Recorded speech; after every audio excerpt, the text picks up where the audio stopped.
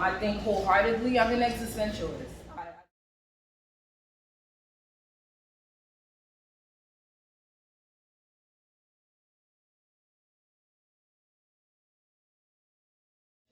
I think I'm very much involved in what my purpose here as a human being. Why do I exist?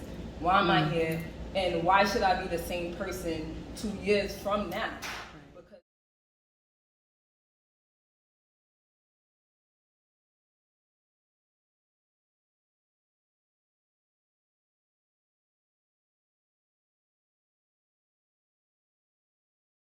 kind of thing, and I had to work within the means of what I had. Got a grant and a deadline. Exactly what it was, and a vision, because much of what you're going to experience is things that I've written about before, and I've been writing about for the last 10 years. When I graduated high school, my grandmother came to my high school graduation, and this lady looked at me like, how did you graduate with no awards? She's like, you went to school for 4 years, and then you got nothing to show for it but a diploma? So if your chair was sitting here in a closet for 4 years, it would collect dust. What evidence do you have that you have changed? And that, like, it shifted me from being a kind of like a go with it, C student, but some just go to school and do the bare minimum, to somebody who's really like, I kind of went on the opposite end. I was just extreme with everything, and then started to kind of lose focus of, was I existing to prove my grandma, to prove something to my grandma? Was I existing to prove something to myself? So a lot of these questions, Penny for Your Thoughts, is just a shitload of questions. That's it. I don't have answers, but I'd love to invite whomever would like to join on just thinking, because there's no cost to it. But we can definitely see that we live in a world that's built around thoughts, and everything from the building that we're sitting in. Thank you, Vanilla. I always feel so humbled in her presence. So, before we get going tonight, we're just going to take a moment and kind of set the ambiance of the room. From the way that I grew up, I always start by asking my elders for permission to speak. I'm 40, so all those over 40, do I have your permission to proceed? Yes, love. Thank you. All right, so just take a moment, and I want you to get comfortable in your seat, whatever that feels like, okay? Just sort of back into your body if you're not in there already. And while you're in there, what I would like for you to do, if you're comfortable, is maybe close your eyes. If that's not feeling comfortable, maybe just slowly gaze down at the space in front of you. After you do that, I want you to sort of spread your feet out a little bit and make sure they're both on the floor, because beneath you is a foundation, and you must remember that you are fully supported. Feel that energy, and then we're going to take a couple of breaths together. Go ahead and take a little breath in, no big deal, no pressure, just in, and you're going to blow it out through your mouth.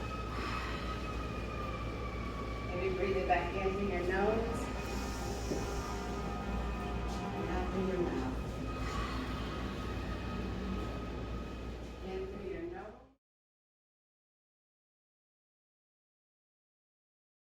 Oh, healthy and pure.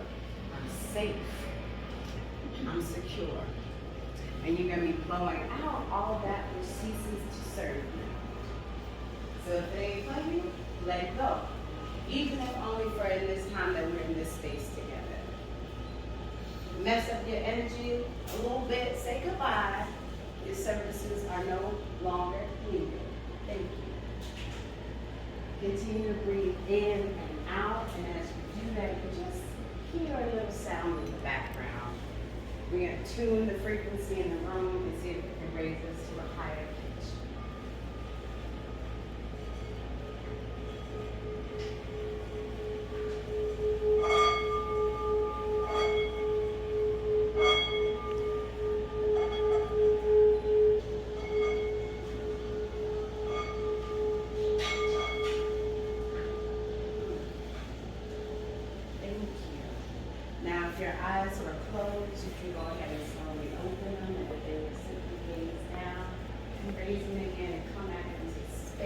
with us, ready to go on this journey with the girls tonight. Very excited. I'm going to pass the mic to Miss Denny Devine. Come on up, sis. Thank you. Thank you. You've always been a creative, beautiful, personable spirit. And I appreciate her. She's asked me to sing the national anthem, but in Creole. My family is from Haiti. But I had the opportunity to speak with her mom today, and we were speaking in her native tongue about what's happening in Haiti. So I think it's only fitting that despite what we see, that we still lift up our ancestral motherland.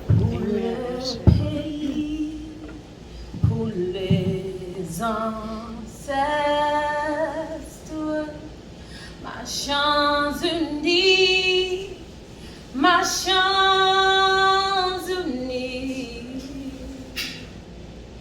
dans le rang, point d'être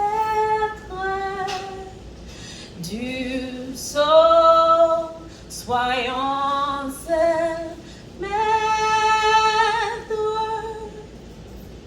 ma chance unie, ma chance unie pour les pays, pour les ancêtres, ma chance, ma chance, ma chance unie pour les pays et pour les ancêtres. Thank you.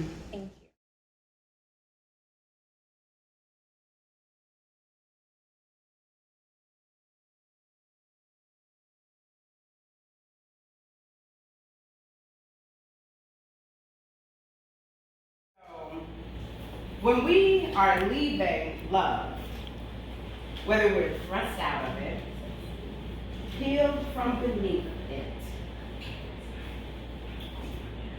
run screaming out of it, perhaps stopping, turning back a million times to second guess it, there is always a grievance process. Whether we give ourselves the grace to endure that process or not, it is always there. For me, it seemed like an invitation into a time of utter acceptance of the overness I was engulfed by regarding my fading marriage and the full spectrum of emotions that were cascaded through and all around us. I don't know about you, but this last leaving, it had me questioning every single part of love. Where my definition had come from, and every version of that I had ever been taught and not taught. Frankly, concerning love, I had wondered whether or not I'd actually come to know her at all. Needless to say, the grieving, it left me raw, writ, reminiscent, and ripened to the idea that divine love just might be on the horizon. And if only I could peel back those final layers enough. Let me tell you, it's not pretty. Oh, it's not fun. And for fuck's sake, it does not feel good. But something in me knows it's worth it. That I'm worth it. That we're all worth it. So, raw and uncut, unedited, face full of tears, this is Leaving.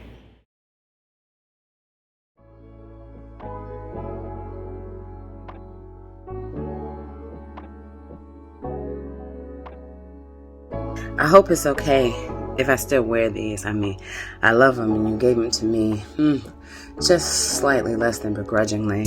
I just wanted to say this has been the most devastatingly beautiful love that I've ever experienced in my life. And while I was in it, I got rescued from the most simple. You see, it was not about he or she or how many more folks I needed to have in order to be fulfilled or anything like that, or about you stepping out, about you walking away, about you rejecting me, about you turning your back, about you shutting down. It's about none of those things, you see. I finally came to the realization that really it was much bigger. It's about the fact that the ingredients of you and I as we stand, and the place that we are, the lineage, the legacy, the fruits that we bear from the roots that we are birthed and born and grow from, simply together do not make a space that is safe for me anymore. It simply does not make it possible. It makes it, in fact, impossible for me to be me. And it makes me forget that I'm possible at all, that I am possible, that I am possibly the most beautiful thing, the most beautiful love, the most full thing that I could ever experience if I just had the courage to step into me. This is not about we or he or she. It is about me.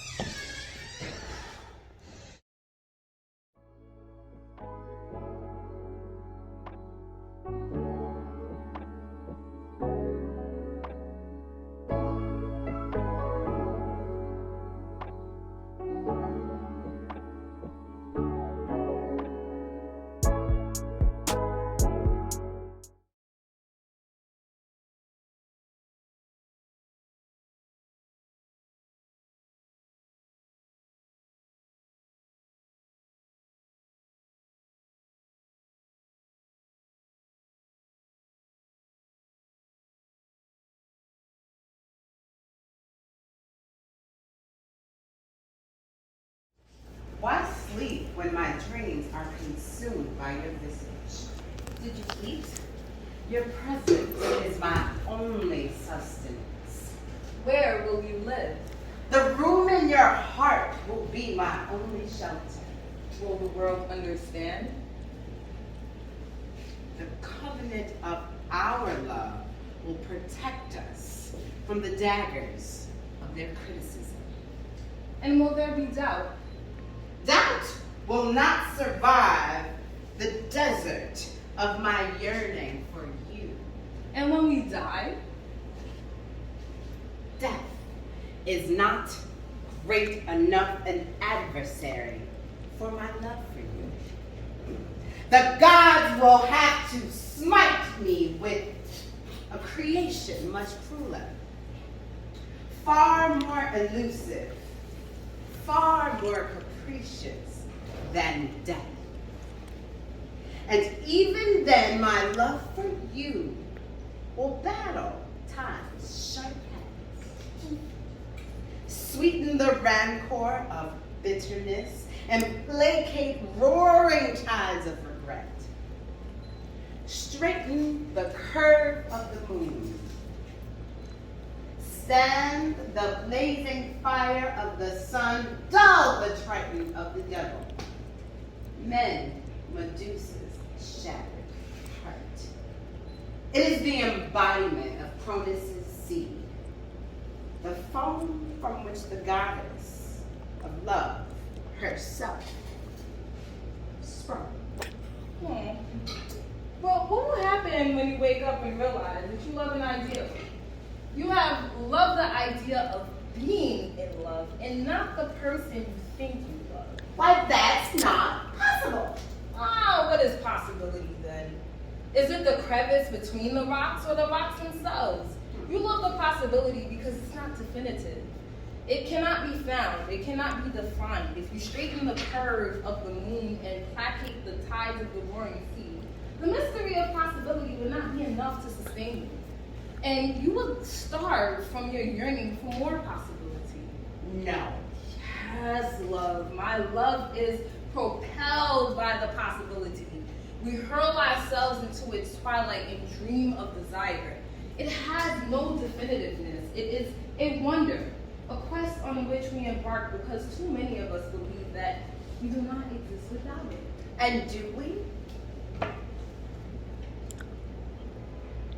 You stand here, holding the value of the universe between your breasts. Under your flesh beats the heart that beats in accordance with mine. You exist to me because I love you.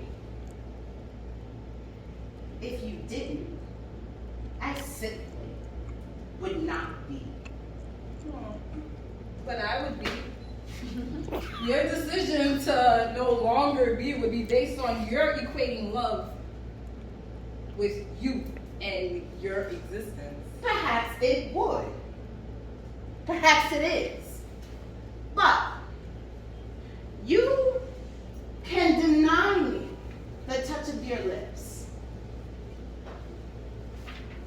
the throbbing and quivering of your sex, the sweet nectar of your pleasure, but you cannot deny what belongs to me. I can love you for a lifetime, an eternity, and you could never take that from me.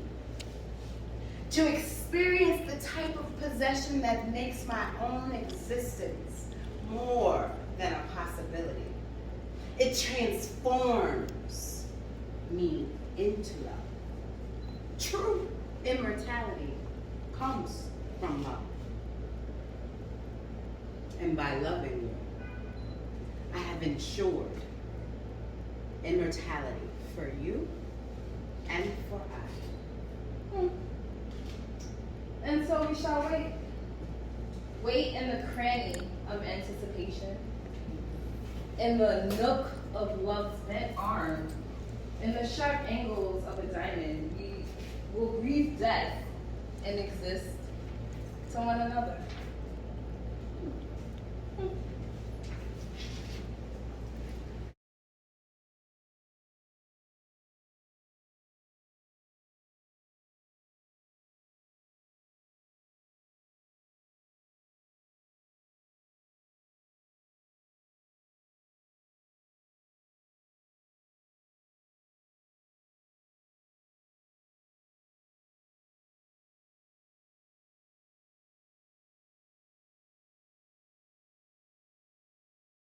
And everything from the building that we're sitting in right now to the shows that we watch on television to the people that we work for and with.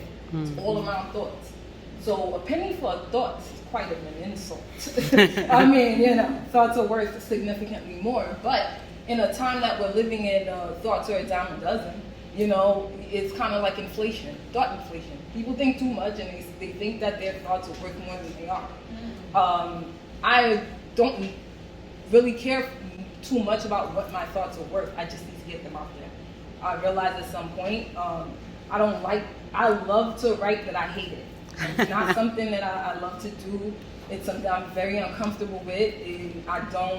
It's not something that brings in the money. You know what I mean? Like, I'm not doing this for money, certainly. But it's something that is tied to my existence on this earth. And in the period of time that I'm here, that's the blood stains I'm gonna leave behind. They'll be in age. And however they come up and resonate with you. And even through the work that I've been doing with BGC and my friends and everything like that, it's definitely been an experience. Your job, and the last thing that I'm gonna say, the exhibit that we have an exhibit as well, a small graphic poetry exhibit, kind of talks about and explores that. Like, who are we to think like with school? I was a teacher, we have a few educators here, that education stops or starts in a classroom. You know what I mean? Like, that's the number one misconception that we have, which is why if we leave a university, Miss go to school for life over here. Like, oh shoot, I'm gonna I didn't find myself. I found a lot of debt. And, a lot of confusion because the more that I knew, the more disappointed I got. And I think it's fair to just kind of to reconcile that. So Penny for Your Thoughts, it's kind of just a journey. The main feature is only about 15 minutes long. And it really is just to introduce, but welcome you to just think. And wherever that takes you, you'll see in the booklets, you got a pen and you got a booklet. You don't need to write tonight. I don't think you should. I think you should take this with you. And when a thought or something comes to mind, record it in that little box that's there for a thought. Because you owe it to yourself to pay yourself for those thoughts. So I hope that what I put together tonight with my co-producer and of course Freedom Tour and all of the folks who have been here from literally conception to now, that you're able to enjoy the experience and at least get something out of it. So that's the intro, and we will transition into Penny for Your Thoughts, and you gotta get that back up there.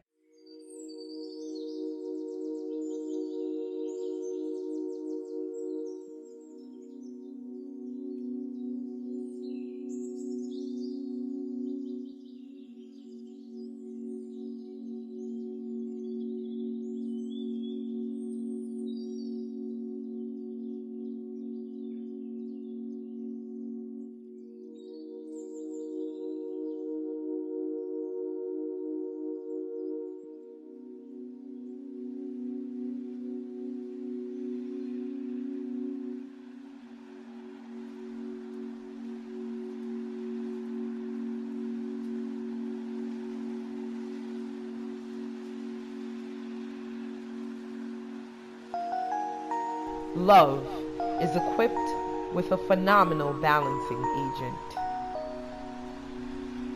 You, the architect. The duality in life is not imagined, nor is it coincidental. For every negative force, there is a positive force that neutralizes it. Before entering the realm of the architect, it is important to understand that every single one of you is capable of being a destroyer. Look into your past. Think of a time when you were the one doing the destroying to someone else. It might have been a bad time in your life. A time when being apart from your lover's needs was more important than being the good guy, gal, or person. Lovers, I'm Miss Wise Gal, your guide through an experience designed to challenge you to take a close look at your ever-changing selves.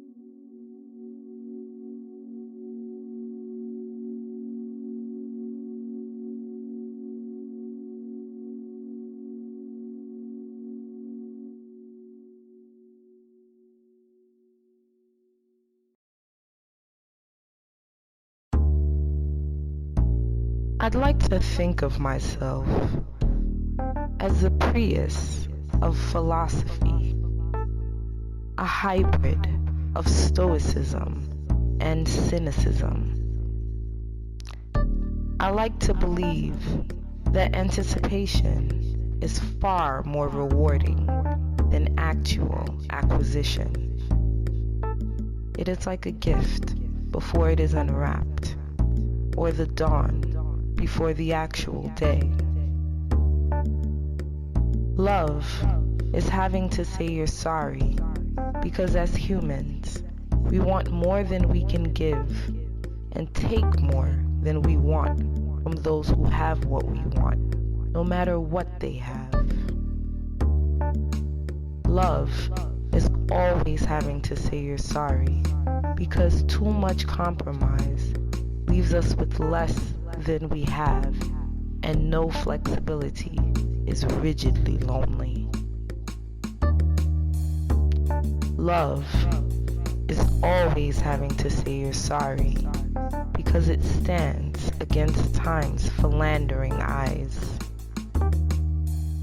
Love is having to say you're sorry, because listening is a lost art. Love is a dream given dimension by our inclination for the collective inclination toward discord and confusion. As a wise gal, I gotta ask, what does love mean to you?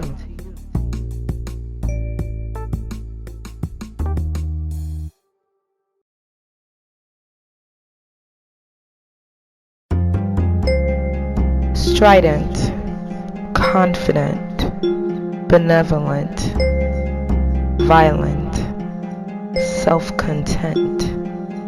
She can, she can't. Behind the fall of too many women stands a man. He fills her with nothing but conversation. No stimulation, some provocation, mostly infatuation, all romantic simulation. A situation they are at best. No testament to faith, they embark on the wait for the one. Invest, digress, distress. A mess is all that is left.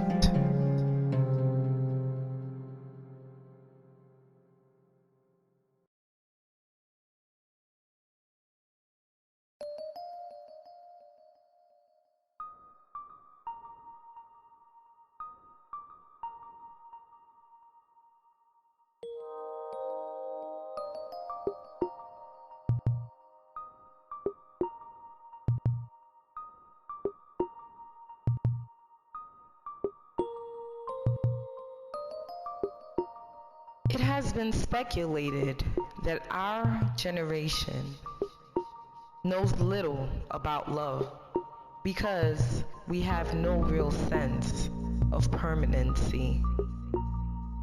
Everything is temporary, from our phones to our personal engagements.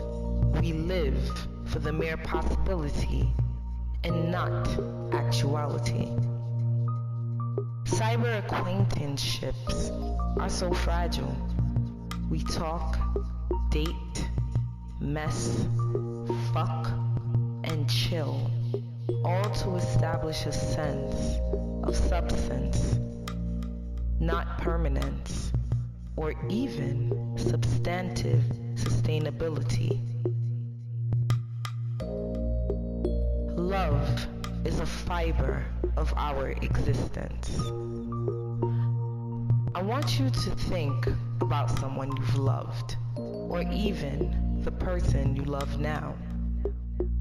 Are they the one? Are you? Has our generation redefined love? Are we misunderstood? Or have we simply solved its mystery and feel no need for substance? Is the mere essence of of the shell a suitable substitute for the real? You decide.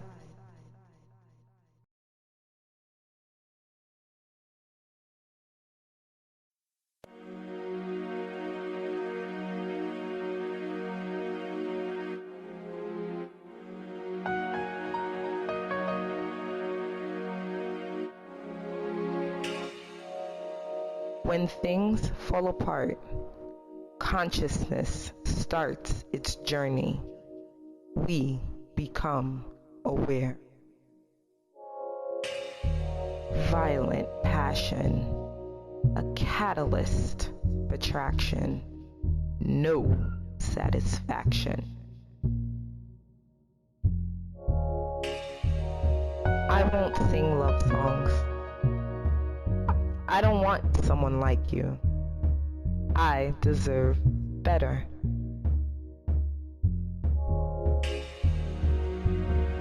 I lust after you. My reasons remain unknown. Motives hide. I don't.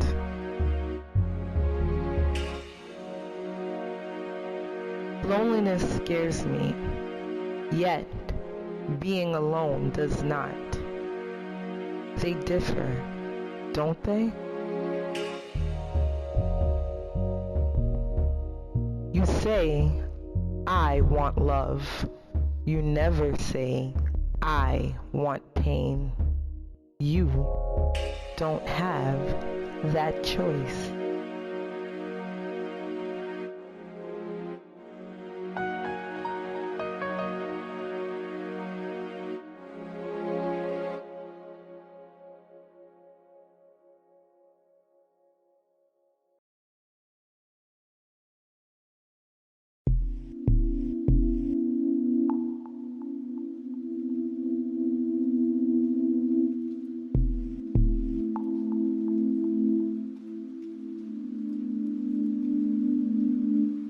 God we trust, for money we lust. From the dust to the upper crust, recognition is a must, even for the modest. Illicit flirtation with the centralization of individual thought leads us to follow the shallow whims of popular culture. This flesh-eating vulture feeds on permanent impressions made by the repression of unspoken confessions manifesting in me, Dia. There is no criteria. This is the American psychomachia.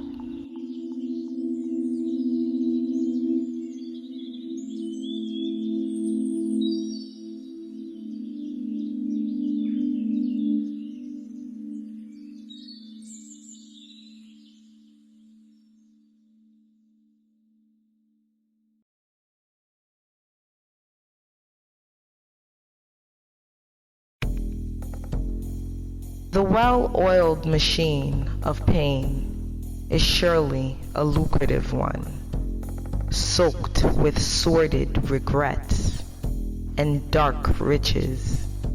We buy pain to rid ourselves of it and wonder why materialism has become our God. Caught in the bittersweet rhapsody of if-onlys and what-ifs, some may ponder on what we could possibly do to rid ourselves of our self-indulgence. Maybe our humanness has become such a commodity that it can be packaged and sold to the hungry herd, feeding on each other's pain for their own survival. What if after all these painful years, you find out that the journey you want so much to make is carved in someone else's map and not your own.